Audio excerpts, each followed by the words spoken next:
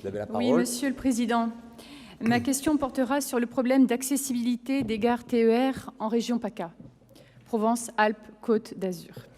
Le 6 juin dernier, en désespoir de cause, Amaury Martin, jeune paraplégique de 31 ans qui est parmi nous en tribune, n'a eu d'autre solution que de commencer une grève de la faim sur le quai de la gare du Thor, dans le Vaucluse, afin d'attirer l'attention des pouvoirs publics. Pourtant, ce n'est pas faute d'avoir lancé plusieurs bouteilles à la mer et rencontré de nombreux élus, parmi lesquels les 3 sénateurs de Vaucluse, l'ancien député LR de sa circonscription, les conseillers départementaux de son canton, le président Larcher, Laurent Wauquiez, vous-même, Monsieur le Président, à 3 reprises, jusqu'au secrétaire particulier du président candidat Macron lors de son meeting au Pharo, sans que rien ne bouge. Il est également venu à 4 reprises à l'hôtel de région afin de trouver une solution à son problème, en vain. En cause, l'impossibilité pour lui de monter dans un train dans la gare TER la plus proche de son domicile, la différence entre le quai et la voiture de train étant de 22 cm en direction d'Avignon et de 52 cm dans le sens des Bouches-du-Rhône.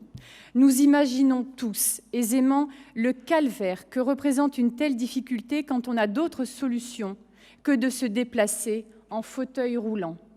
L'affaire a évidemment été médiatisée par la presse locale et nationale.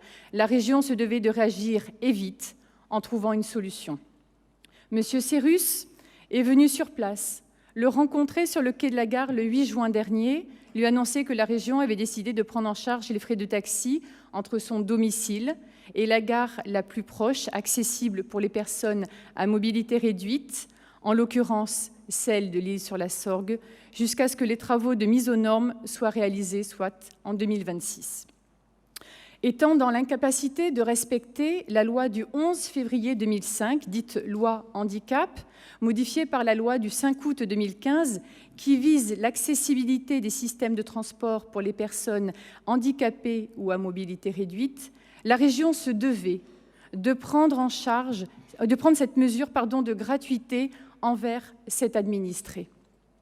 Sa situation aura tout de même fini par interpeller le président de la République, qui lui a adressé une lettre de soutien via son directeur de cabinet en personne la semaine dernière.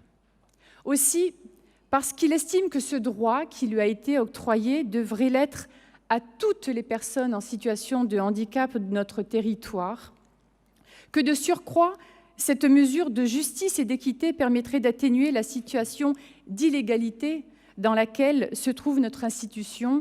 Monsieur le Président, notre question est la suivante.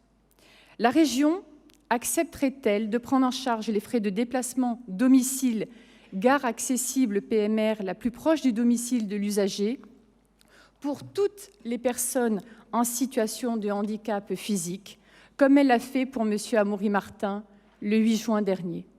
Aujourd'hui, jour anniversaire de ses 32 ans, je crois que cela serait le plus beau cadeau que notre collectivité pourrait lui faire, lui qui se bat au nom et pour tous nos concitoyens qui, comme lui, sont en situation de handicap. Je vous remercie. Merci beaucoup, Madame Rigaud.